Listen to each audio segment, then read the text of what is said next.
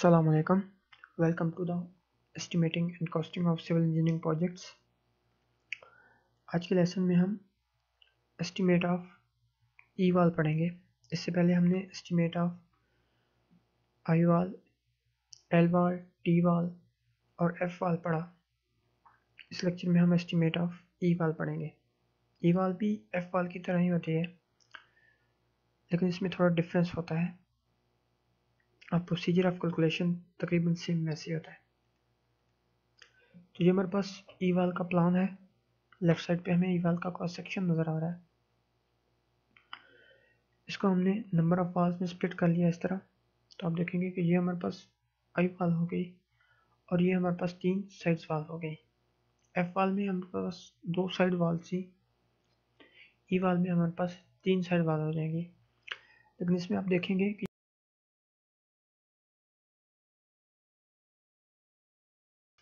और इसकी ब्रेड्थ भी सेम है। तो as per the procedure of quantity surveying in case of building estimate, जब हमारे पास किसी चीज़ की सेम लेंथ और सेम ब्रेड्थ आ जाती है तो हम उसको एक ही बार कंसिडर करते हैं, लेकिन उसके नंबर्स में 2 कर देते हैं। तो इस तरह हमारे पास इक्वल क्वांटिटी आ जाती है। तो इसलिए इसको हमने वाल 1 कहा, इसको हमने वाल 2 कहा, इन दोनों को, क्योंकि ये दोनों सेम हैं इसलिए हमने दोनों को वाल 2 कहा। लेकिन जब भी हम इसकी क्वांटिटी कैलकुलेट करेंगे तो इसके साथ नंबर 2 कर देंगे तो वो ऑलरेडी 2 वाल्स कैलकुलेट हो जाएंगी। बाकी सब वाल्स के साथ हम क्वांटिटी 1 ही रखते हैं क्योंकि वो 1 है, जबकि इसके साथ हम क्वांटिटी 2 कर देंगे तो वो 2 हो जाएंगी। और यह है वाल 3। तो हमने एक चीज़ ध्यान में रखनी है कि जब भी किसी वाल में हमारे पास किसी भी वाल की लेंथ और ब्रेड्थ सेम हो तो हम उसे सेम ही नंबर देंगे, जो कि आगे जाकर आपको मज़ीद समझ आ जाएगी। और ये हमारे पास इसका क्रॉस सेक्शन है जिसमें सबसे नीचे पीसीसी दी गई है, फिर स्टेप 1 ब्रिक वर्क, फिर ब्रिक वर्क का स्टेप 2, उसके बाद डीपीसी और फिर सुपर स्ट्रक्चर। यहाँ पे हमारी वॉल स्टार्ट हो जाती है। और इसके ठीक राइट साइड पे हमें पीसीसी की हाइट दी गई है 30 सेंटी, स्टेप 1 की हाइट 20 सेंटी, स्टेप 2 की हाइट 60 सेंटी और वॉल की हाइट 3 मीटर। तो जब भी हम आई वाल, इन केस ऑफ आई वाल, जब भी हम वॉल की लेंथ कैलकुलेट करेंगे तो हम ये पहला फार्मूला यूज़ करेंगे जो है breadth of item minus 0.30 plus original length of wall. Breadth of item means जिस भी चीज़ की हम लेंथ फाइंड करेंगे उसकी ब्रेड्थ लगाएंगे। फॉर एग्जांपल अगर हम पीसीसी की लेंथ फाइंड करेंगे तो breadth of item breadth of PCC हो जाएगा। स्टेप 1 की बारी में breadth of item breadth of step 1 हो जाएगा। स्टेप 2 की बारी में breadth of item breadth of step 2 हो जाएगा। इसी तरह डीपीसी में भी और सुपर स्ट्रक्चर में भी होगा। तो ब्रेड्थ ऑफ आइटम जैसे जैसे हमारे पास आइटम चेंज होती जाएगी, ब्रेड्थ ऑफ आइटम भी चेंज होती जाएगी। लेकिन ये सिर्फ इन केस ऑफ आई वाल होगा, इन केस ऑफ वाल 1, क्योंकि हमारे पास वाल 1 ही सिर्फ आई वाल है। जबकि in case of side walls हमेशा लेंथ सेम रहेगी, उसमें आपको लेंथ कैलकुलेट करने की ज़रूरत नहीं है। और ब्रेड्थ और हाइट आपको क्रॉस सेक्शन में नज़र आ रही होंगी। ये जो आपका क्रॉस सेक्शन है इसमें ये सारी ब्रेड्थ्स है और ये राइट साइड पे हाइट दी गई है आपको। जब भी किसी चीज़ की हाइट लिखनी है आप देखेंगे और जस्ट अपने टेबल में पुट कर देंगे। तो आइए अब हम ज़रा इसका 3D व्यू चेक करते हैं ताकि आपको मज़ीद अंडरस्टैंडिंग हो सके। जी ऑटोकैड में हमारे पास ई वाल का 3D व्यू है। ये सबसे नीचे हमने पीसीसी बनाई है रेड कलर की, उसके बाद हमारा येलो कलर का स्टेप 1 है, उसके बाद ग्रीन कलर का स्टेप 2 है और फिर वॉल स्टार्ट हो रही है। इसी तरह सेम ये हमारे पास क्रॉस सेक्शन है, इसमें ये सबसे नीचे पीसीसी नज़र आ रही है रेड कलर की, उसके बाद येलो कलर का स्टेप 1, उसके बाद ग्रीन कलर का स्टेप 2, फिर ब्लू कलर की डीपीसी और फिर वॉल स्टार्ट हो गई है। सेम जैसे पहले आपको क्रॉस सेक्शन दिखाया है। क्योंकि ये क्रॉस सेक्शन स्केल से बना हुआ है, ओरिजिनल लेंथ से बना हुआ है, तो इसलिए ज़रा आपको एग्जैक्ट नज़र आ रहा है। बाकी क्रॉस सेक्शन दोनों सेम है। तो आइए अब हम इसका एस्टिमेट कैलकुलेट करते हैं।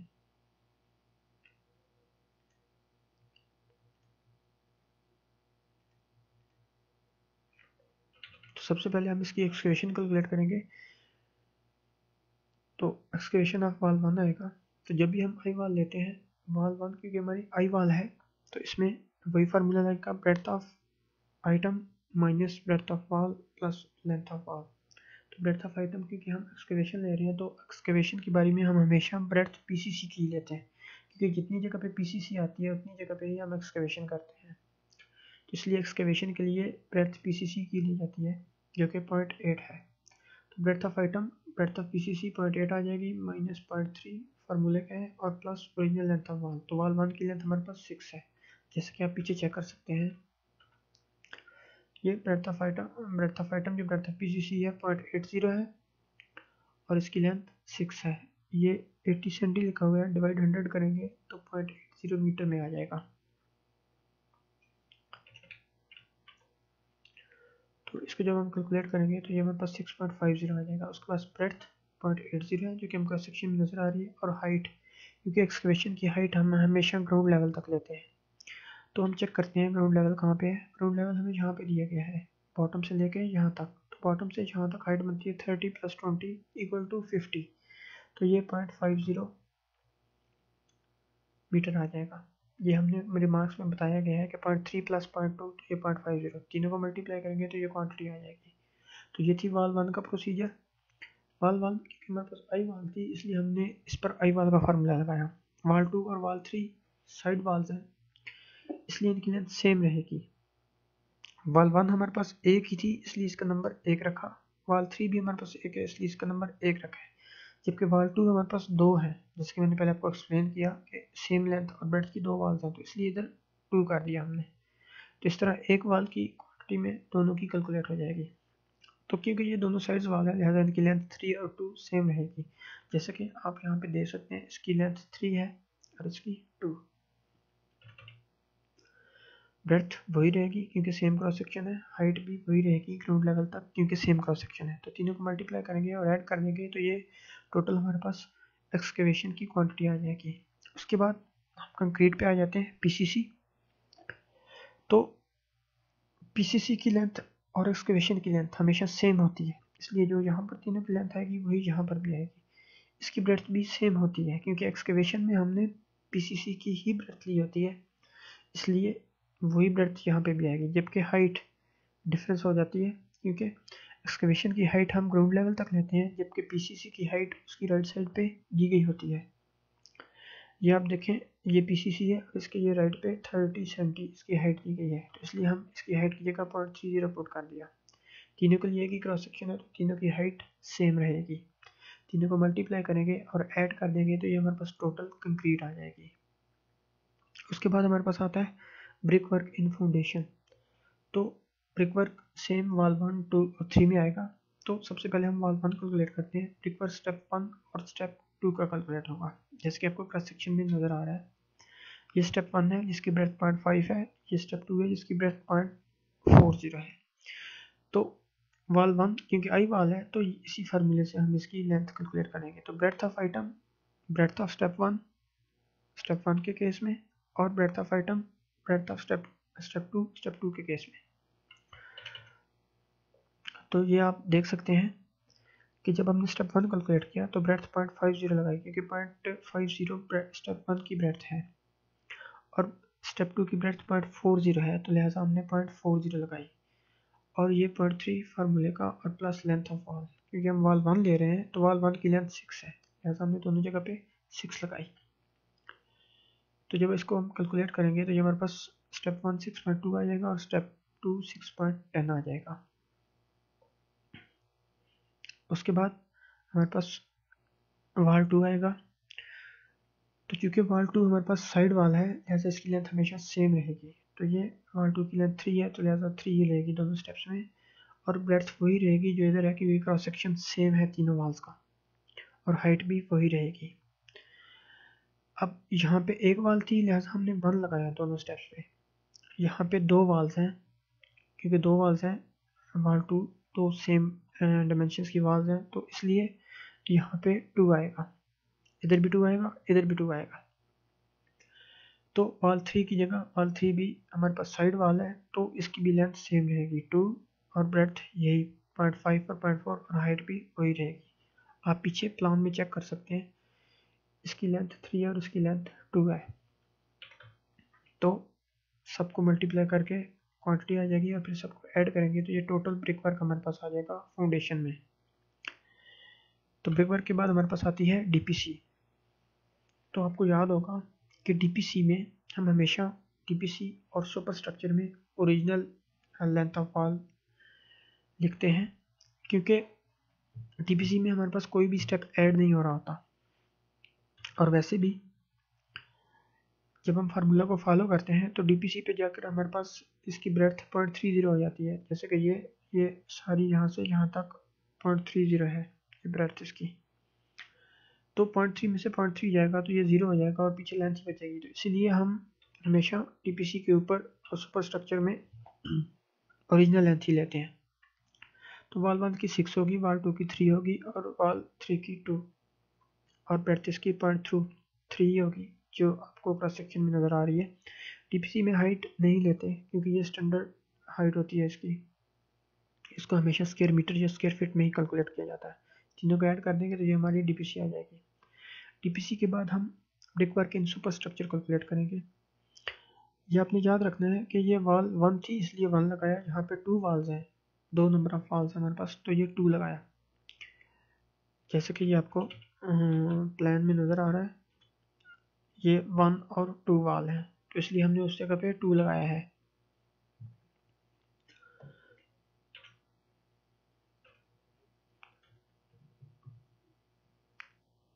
इसके बाद brick work in super structure, तो ये लेंथ ओरिजिनल ही रहेगी, वाल 1 की 6, वाल 2 की 3, वाल 3 की 2 और ब्रेड्थ वही 0.3 रहेगी और हाइट 3 जैसे कि आपको क्रॉस सेक्शन में नज़र आ रही है। ये इसके सेम सामने ये 3 मीटर इसकी हाइट है। तीनों को मल्टीप्लाई करेंगे तो ये हमारे पास क्वांटिटी आ जाएगी। इसको ऐड करेंगे तो ये total brick work in superstructure आ जाएगा। इधर भी ऐसे ही करेंगे, यहाँ पे 1 लगाएंगे, ये 2 वॉल्स हैं तो 2 लगाएंगे, ये 1 लगाएंगे। उसके बाद हमारे पास सीमेंट प्लास्टर आ जाता है। तो सीमेंट प्लास्टर हम 2 तरह का कैलकुलेट करते हैं, एक फ्रंट एंड बैक साइड पे और एक साइड्स पे। तो जब भी हम फ्रंट एंड बैक साइड पे प्लास्टर लेंगे तो फ्रंट एंड बैक साइड के वक्त लेंथ और हाइट ली जाएगी और साइड्स के वक्त ब्रेड्थ और हाइट ली जाएगी। हाइट दोनों में ली जाएगी, लेकिन जब फ्रंट एंड बैक ले रहे हैं तो लेंथ और साइज ले रहे हैं तो ब्रेड्थ। ऐसा क्यों लिया जाएगा मैं आपको 3D व्यू में एक्सप्लेन कर देता हूँ। हमारे पास 3D व्यू है सॉरी, इसमें आप देख सकते हैं ये हमारे पास आई वाल की फ्रंट साइड है। तो फ्रंट साइड पे आपको ये लेंथ नज़र आ रही है और ये हाइट नज़र आ रही है, इसलिए प्लास्टर को कैलकुलेट करते वक्त हम लेंथ और हाइट ही लेंगे।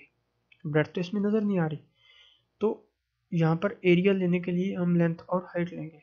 और जब हम इसकी साइड को फॉलो करते हैं, मतलब ये साइड इसकी जब होगी, या आप ऐसा कर लें कि मैं आपको इसकी साइड दिखा देता हूँ, थोड़ा आप कंफ्यूज हो रहे होंगे।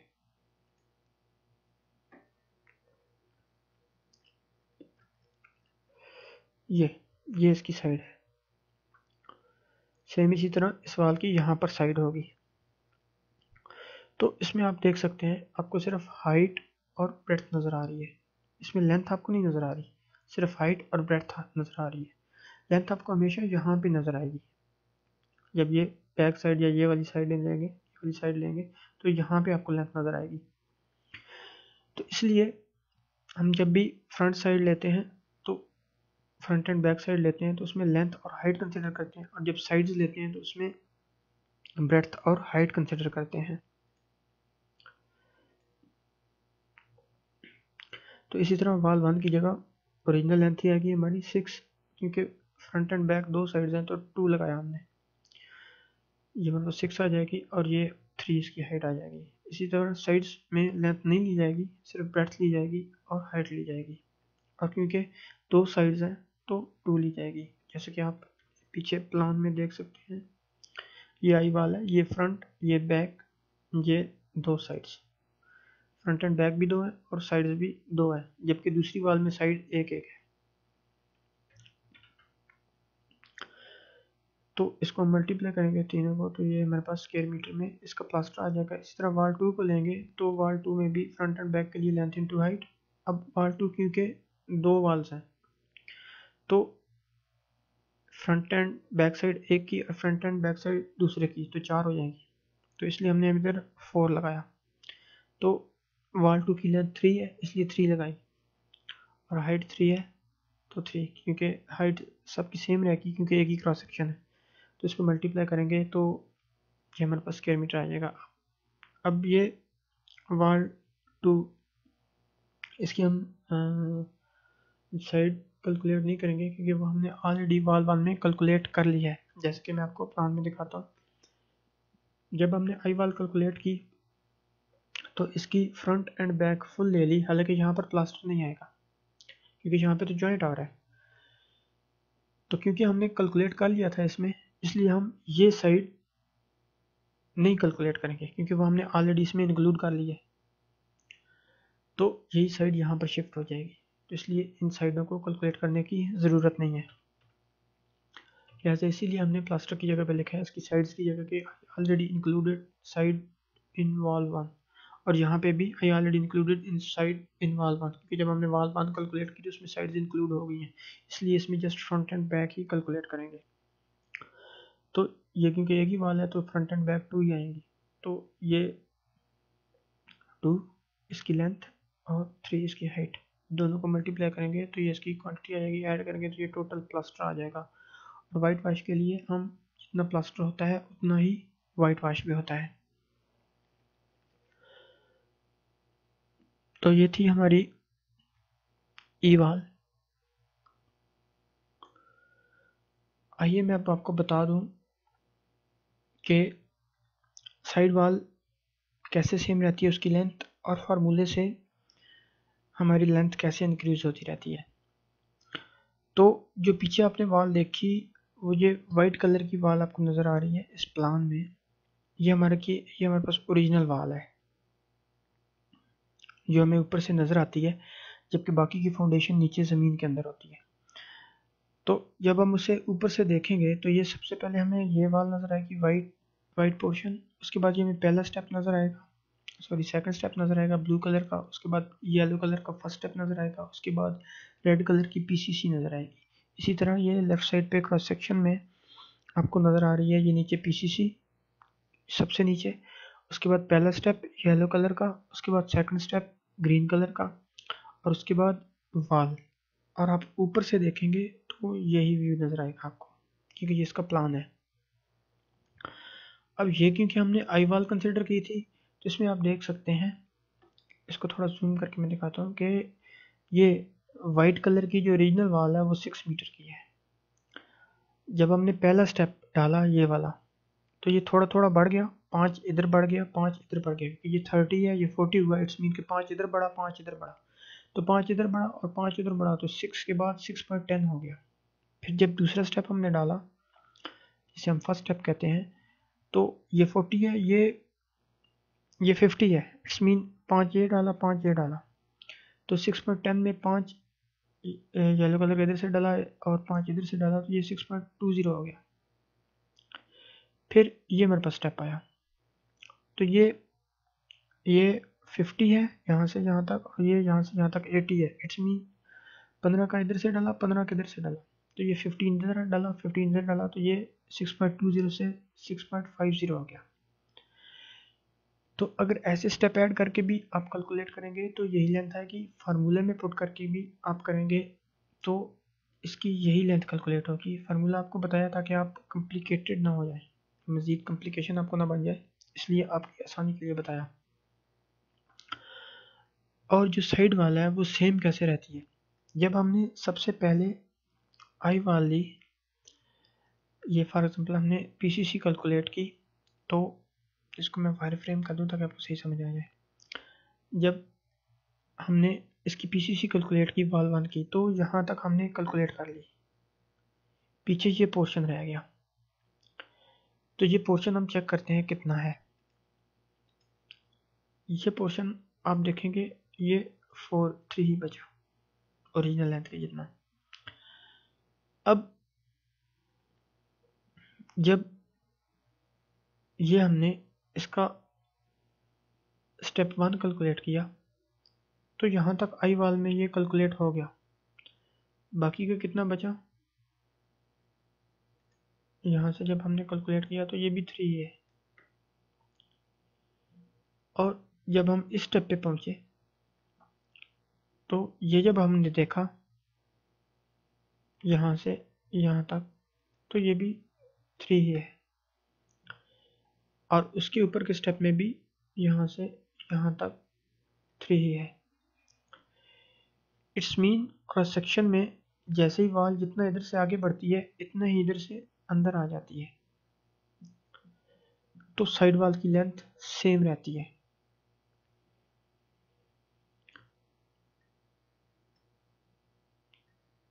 तो ये थी हमारी आई वॉल। इंशाल्लाह नेक्स्ट लेक्चर के साथ जल्द हाजिर होंगे। आपको लेक्चर कैसा लगा हमें कमेंट्स में ज़रूर बताएं, और आपका कोई भी क्वेश्चन है तो हमें कमेंट में बताएं, मैं आपको रिप्लाई दूंगा। और इसकी डिस्क्रिप्शन में इसकी एक्सेल शीट मौजूद है, अगर आप डाउनलोड करना चाहें तो डाउनलोड कर लें। हमारे चैनल को सब्सक्राइब लाजमी करें ताकि आने वाली सारी वीडियोस आप देख सकें। हम आपको बेसिक से एडवांस लेवल तक पढ़ाएंगे और इंशाल्लाह नेक्स्ट में सिविल इंजीनियरिंग के कोर्सेज भी हम ऐड करेंगे। तो प्लीज़ हमारे चैनल के साथ स्टे इन टच रहें। हम आपको जल्द ही फील्ड नॉलेज से भी इंट्रोड्यूस करवाएंगे। ओके, अल्लाह हाफिज़।